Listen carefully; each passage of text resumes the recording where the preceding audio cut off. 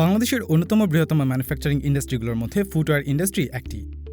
বিগত এক দশক ধরেই এই ইন্ডাস্ট্রি প্রতিনিয়ত গ্রো করে যাচ্ছে। উল্লেখযোগ্য ইকোনমিক গ্রোথ, কনজিউমারদের ক্রয় ক্ষমতা বৃদ্ধি এবং ফ্যাশন কনসিয়াসনেস বৃদ্ধি এই ইন্ডাস্ট্রি গ্রোথের মূল কারণ। সাম্প্রতিক বছরগুলোতে এই সেক্টরটি বেশ কিছু ইনভেস্টমেন্টও অ্যাট্রাক্ট করতে সক্ষম হয়েছে, যা প্রোডাকশন ইউনিট বৃদ্ধির পাশাপাশি প্রোডাকশন ক্যাপাসিটি বৃদ্ধিতেও সহায়তা করেছে। বর্তমানে লোকাল ডিমান্ড পূরণ করে বাংলাদেশি শু মেকাররা ফরেন মার্কেটও নিজেদের অবস্থান তৈরি করতে সক্ষম হয়েছে।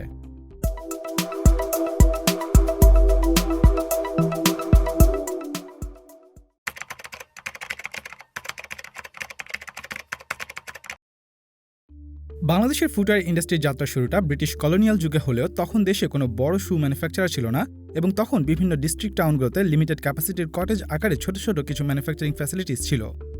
সে সময় বেশিরভাগ ফুটওয়্যারই কলকাতা থেকে আমদানি করা হতো। 1947 সালে দেশভাগের পর পশ্চিম পাকিস্তান থেকে দেশে ফুটওয়্যার আমদানি শুরু হয়। 1962 সালে বিশ্বের অন্যতম বড় মাল্টিন্যাশনাল ফুটওয়্যার কোম্পানি বাটা গাজীপুরের টঙ্গীতে তাদের ম্যানুফ্যাকচারিং ইউনিট প্রতিষ্ঠা করে। তৎকালীন পূর্ব পাকিস্তানে লার্জ স্কেলে শু প্রডিউস করা সর্বপ্রথম কোম্পানিটিও ছিল বাটা।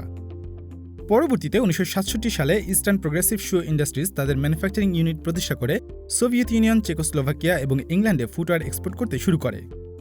সে সময় শুধুমাত্র বাটা এবং ইস্টার্ন প্রোগ্রেসিভ শু ইন্ডাস্ট্রিজই দেশের লোকাল ফুটওয়্যার মার্কেটের মেজরিটি শেয়ার হোল্ড করেছিল।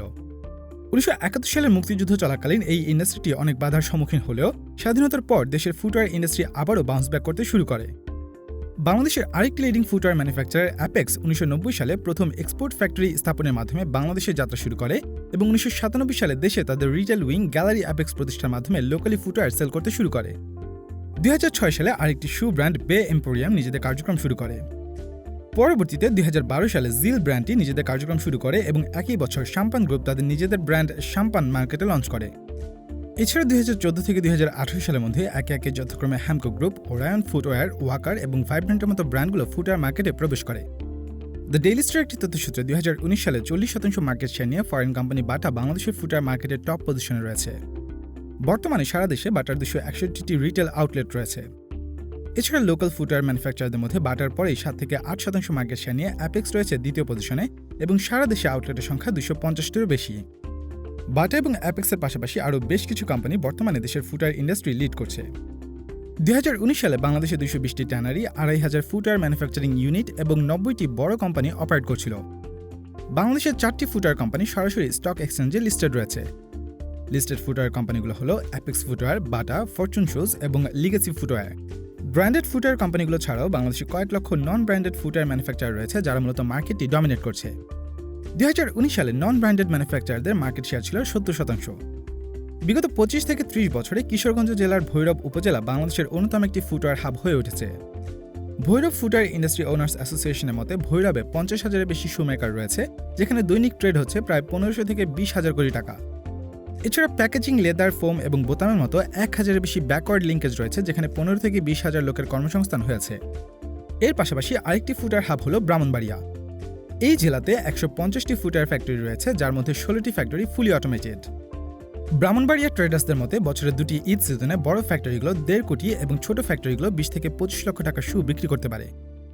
2019 সালে বাংলাদেশের ডোমেস্টিক ফুটওয়্যার মার্কেট সাইজ ছিল 17,000 কোটি টাকা, যেখানে বছরে ডোমেস্টিক ডিমান্ডের পরিমাণ ছিল 200 থেকে 250 মিলিয়ন জোড়া। অন্যদিকে একই বছর বাংলাদেশ 79 মিলিয়ন জোড়া ফুটওয়্যার এক্সপোর্ট করে, যার মূল্য ছিল $878 মিলিয়ন। মহামারীর প্রভাবে 2020 অর্থ বছরে বাংলাদেশের ইতিহাসে সর্বপ্রথম ফুটওয়্যার এক্সপোর্ট ডিক্লাইন করেছিল। সে বছর বাংলাদেশের ফুটওয়্যার এক্সপোর্টের পরিমাণ কমে দাঁড়ায় 72 মিলিয়ন জোড়া, যার মূল্য ছিল $753 মিলিয়ন। এছাড়া মহামারীর ফলে লোকাল মার্কেটেও ফুটওয়্যারের সেলস কমেছে 40%-এর বেশি। তবে এক্সপোর্ট প্রমোশন ব্যুরোর তথ্যসূত্রে লেদার ফুটওয়্যার এবং আদার ফুটওয়্যার এক্সপোর্ট আর্নিংস থেকে 2020-21 অর্থ বছরে এর রিকভারি করা সম্ভব হয়, যেখানে মোট এক্সপোর্টের পরিমাণ বেড়ে দাঁড়ায় $913 মিলিয়ন। 2020-21 অর্থ বছরে লেদার গুডস এবং ফুটওয়্যার এক্সপোর্ট দেশের টোটাল এক্সপোর্টের 2.43% কন্ট্রিবিউট করে। বাংলাদেশের ফুটওয়্যার এক্সপোর্ট রেভিনিউ মূলত ইউরোপিয়ান ইউনিয়ন, ইউএসএ এবং জাপান থেকে আসে। অ্যাপেক্স, বে এবং লেদারেক্স ফুটওয়্যারের মতো 100টিরও বেশি বাংলাদেশি কোম্পানি বর্তমানে ওয়ার্ল্ড ওয়াইড শু এক্সপোর্ট করে যাচ্ছে। বাংলাদেশের লেদার ইন্ডাস্ট্রি ডিরেক্টলি এবং ইনডিরেক্টলি 8.5 লক্ষ লোকের কর্মসংস্থান সৃষ্টি করেছে, যেখানে ফুটওয়্যার ফ্যাক্টরি ওয়ার্কফোর্সের 70%ই নারী কর্মী। বাংলাদেশের ফুটওয়্যার ম্যানুফ্যাকচারিং সেক্টরের গ্রোথের পেছনে অন্যতম কারণ হল দেশের পর্যাপ্ত পরিমাণে দক্ষ কর্মী থাকা। এছাড়া অন্য দেশের তুলনায় বেশ সহজে ও কম খরচে বাংলাদেশি কর্মী পাওয়া যায়। Because the labor force is so good at the bottom of the pyramid, very smart, very fast, very agile, very focused. The reason I can tell you is because we got 2 units, unit 1, unit 2. Unit 1 is purely for export, unit 2 is for local. So unit 1 we have close to motamoti about 8,000 staff. Unit 2 we have about 2,000 staff, but 85% is ladies, completely women employed. They're so focused, they're so fast, they're so good. That's a good thing about Bangladesh, which lacks across the world. Okay, China is good, we all know China is good, but China is also expensive. Okay, it's 10 times what you pay in Bangladesh or in India. So odike Bangladesh has a unique advantage. ফলশ্রুতিতে বাংলাদেশের footwear manufacturing ইন্ডাস্ট্রিও প্রতিনিয়ত grow করছে। বাংলাদেশের local livestock থেকে উন্নত মানের leather প্রস্তুত করা হয়, যা পরবর্তীতে দেশ জুড়ে ছড়িয়ে থাকা ট্যানারিগুলোতে প্রসেস করা হয়। যেহেতু ফুটওয়্যার ইন্ডাস্ট্রিতে র ম্যাটেরিয়ালগুলো ফাইনাল প্রোডাক্টে পরিণত করা হয়, আর র লেদার থেকে শুরু করে ফিনিশ ফুটওয়্যার পর্যন্ত ভ্যালু চেইনের প্রতিটি সেক্টরে ইনভলভ থাকার কারণে ফুটওয়্যার প্রোডাকশনে বাংলাদেশের বিশেষ অ্যাডভান্টেজ রয়েছে। ফলশ্রুতিতে বাংলাদেশের ফুটওয়্যার ইন্ডাস্ট্রিও প্রতিনিয়ত গ্রো করছে। সম্প্রতি ফরেন ইনভেস্টরদের জন্য বাংলাদেশের লেদার সেক্টর বেশ লুক্রেটিভ হয়ে উঠেছে। বর্তমানে দেশে লেদার গুডস এবং ফুটওয়্যারে ইনভেস্টমেন্টের পরিমাণ $1 বিলিয়ন ছাড়িয়ে গিয়েছে, যেখানে ফরেন ইনভেস্টরদের ইনভেস্টমেন্টের পরিমাণ $300 million. Leather goods and footwear manufacturers and exporters association of বাংলাদেশের সভাপতি সাইফুল ইসলামের মতে বাংলাদেশের ফুটওয়্যার ইন্ডাস্ট্রিতে জার্মানি, তাইওয়ান, চায়না, ইন্ডিয়া এবং ইটালি থেকে সবচেয়ে বেশি ইনভেস্টমেন্ট আসে। এছাড়া জাপান, তাইওয়ান এবং ভিয়েতনামের মতো দেশগুলো বাংলাদেশের লোকাল কোম্পানিগুলোর সাথে জয়েন্ট ভেঞ্চারে অথবা নিজেদের কোম্পানির প্রতিষ্ঠার মাধ্যমে বাংলাদেশের ফুটওয়্যার ইন্ডাস্ট্রিতে ইনভেস্ট করতে আগ্রহ প্রকাশ করছে। বাংলাদেশের ক্রাস্ট লেদার এক্সপোর্টের ক্ষেত্রে ইনসেন্টিভের পরিমাণ যেখানে 7.5%, সেখানে লেদার গুডস এক্সপোর্টের ক্ষেত্রে এই ইনসেন্টিভের পরিমাণ 15%। এর পাশাপাশি ইন্টারন্যাশনাল স্ট্যান্ডার্ড মিট করার জন্য বাংলাদেশ সরকার সাফার ট্যানারি ইন্ডাস্ট্রিয়াল এস্টেট এর ট্যানারিগুলোকে নিজেদের এফ্লুয়েন্ট ট্রিটমেন্ট প্ল্যান্টস প্রতিষ্ঠার অনুমতি দিয়েছে। এছাড়া প্রচুর পরিমাণে কাঁচামাল, কম খরচে শ্রমিক, মধ্যম আয়ের কাস্টমার এবং প্রতিনিয়ত আরবানাইজেশনের ফলে বাংলাদেশের বিজনেস মার্কেট বেশ লুক্রেটিভ, যা ফরেন ইনভেস্টরদের বেশ আকর্ষণ করে। বর্তমানে গ্লোবাল ট্রেন্ড মাথায় রেখে বাংলাদেশের ফুটওয়্যার ম্যানুফ্যাকচারিং সেক্টরের কংগ্লোমারেটরা ইকো ফ্রেন্ডলি কালচারের দিকে বেশি ফোকাস করছে। ইতিমধ্যে অ্যাপেক্স তাদের প্রোডাকশন প্রসেস এমনভাবে ডিজাইন করেছে যেন এনভায়রনমেন্ট, ওয়েস্ট ট্রিটমেন্ট এবং ডিস্ট্রিবিউশন প্রসেসে ইম্প্যাক্ট কম পড়ে। অ্যাপেক্সের ট্যানিং ইউনিটটিতে বাংলাদেশের সর্বপ্রথম effluent treatment plant system implement করা হয়েছে। এছাড়া 2021 সালের জুন মাসে বাটা তাদের উইন্ডব্রেনার ব্র্যান্ডটির অধীনে দেশের প্রথম ইকো ফ্রেন্ডলি স্নিকার্স লঞ্চ করে। স্নিকার্সের উপরের অংশ শতভাগ রিসাইকেলড প্লাস্টিক বোতল দিয়ে তৈরি এবং ইনসোলের অংশটি 98% রিসাইকেলড অর্থোলাইট দিয়ে তৈরি করা হয়েছে। দেশের বড় বড় ফুটওয়্যার ম্যানুফ্যাকচারাররা বর্তমানে তাদের ট্র্যাডিশনাল রিটেল আউটলেটের পাশাপাশি ই কমার্স প্ল্যাটফর্মের দিকেও বেশি নজর দিচ্ছে। ব্র্যান্ডগুলো নিজেদের প্রোডাক্ট ডেডিকেটেড ই কমার্স ওয়েবসাইটের মাধ্যমে অনলাইনে সেল করার পাশাপাশি হোম ডেলিভারি সহ ক্যাশ অন ডেলিভারি এবং কাস্টমারের কনভিনিয়েন্ট অনুযায়ী আউটলেটগুলো থেকে পিক আপ ফ্যাসিলিটিও প্রোভাইড করছে। এছাড়াও ব্র্যান্ডগুলো নিজস্ব ডেডিকেটেড ই কমার্সের পাশাপাশি অন্যান্য ই কমার্সগুলোর মাধ্যমেও কাস্টমারদের সার্ভ করছে। বর্তমানে জুতার পাশাপাশি বড় ফুটওয়্যার ম্যানুফ্যাকচাররা বিভিন্ন ধরনের অ্যাপারেল, ব্যাগ, বেল্ট, ওয়ালেট এবং পারফিউমের মতো আরও অনেক ধরনের লাইফস্টাইল প্রোডাক্ট নিজেদের আউটলেটে সেল করছে।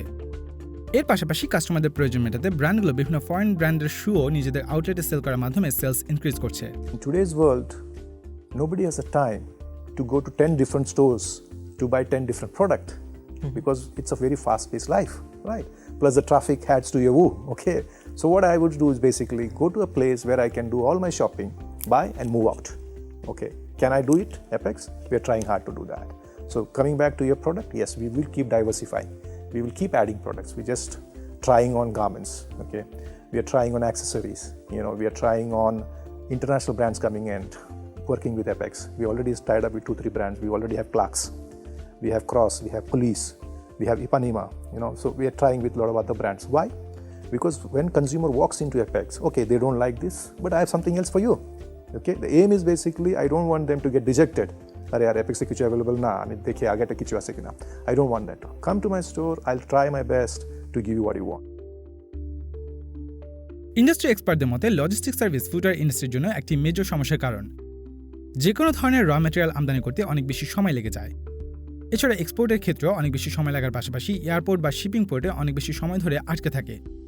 Like for example, today biggest challenge is what? The logistic part of it. Now, if I want to get a raw material from outside, it takes a lot of time because today the speed is of an essence. The faster I can bring your product to you, you will be happy and you will be my loyal customer. But that is where we have a slight challenge. Logistically, let's say a lot of shipments comes in, get stuck at the airport, get stuck at the port. If we can speed it up, then I think we can do much better as far as export is concerned. I think they're working on it, but I think if the speed can be happening much better, I think it's good for all of us.